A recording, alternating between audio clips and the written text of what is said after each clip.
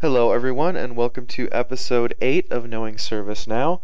My name is Neal and in this episode I want to get into some more concepts around configuration management, focusing a little more specifically around business service management and how you can use business service management to assist you in troubleshooting an incident, as an example.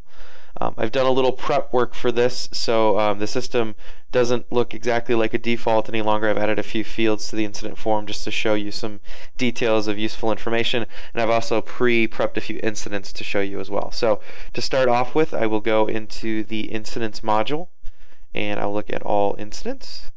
You'll see here at the top I've created 2 new incidents for my example, and I want to go into this top one to start with.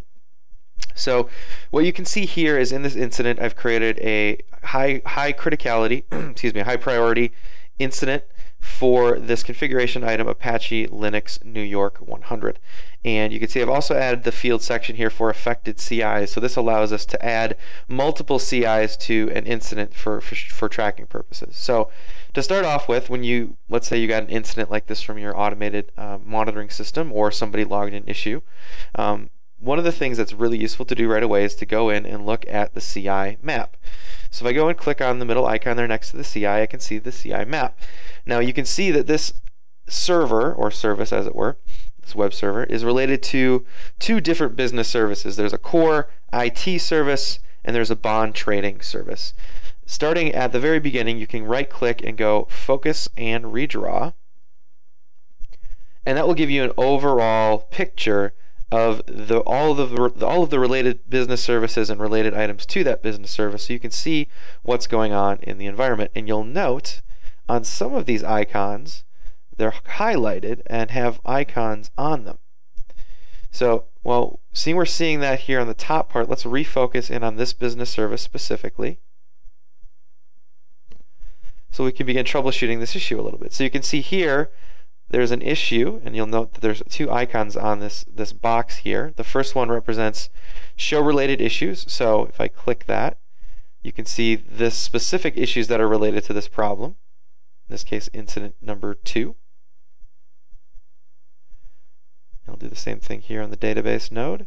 You can see here, well, there's another incident that's also related in this business app. So it allows you to start drawing some correlations visually about what's going on in your environment. Now, the second button is useful for showing multiply affected CIs. So if I click on it right now, you're going to see one thing. You're going to see this individual CI here, the Apache one I was talking about originally. But let us step back to the beginning here. And let's say that we recognize that there's another issue going on in this environment as well. So let me focus in on this business service. And let's say I want to add this database node on to the affected items. So to do that, you can do one of 2 things. You can either go back to your original incident and add them in the affected items section here. You can just simply click and start typing in. Or if you're on this business service map and you want to add something that's already here to your incident, you can right click on it and say add affected CI. Now that's one step in a really useful direction. Another thing you might want to do is, instead of saying that the incident is for this web server, you could change it altogether to be for this business service. So you could say set that as the CI, and that'll change it here to bond trading. Another thing that allows you to do, if you move up the chain, so to speak, with your incident configuration, is if you go back to the business service map now, you can see the whole business service map, and you can begin to add other affected items in here. So, well, we can add the Apache server back on there, right? Because that's affected, or was initially affected. Oh, look, there's this bond trading thing that's also impacted that we figured out, so we can add that too. So you can see now, if I go back to the incident, I've listed all the items that are impacted by this, and using the business service map, let me refresh that real quick here, you can begin to add to that visual picture about what's going on in your environment. And again, you can use this Show Affected CIs button to see the items that are impacted by that CI, or by that incident.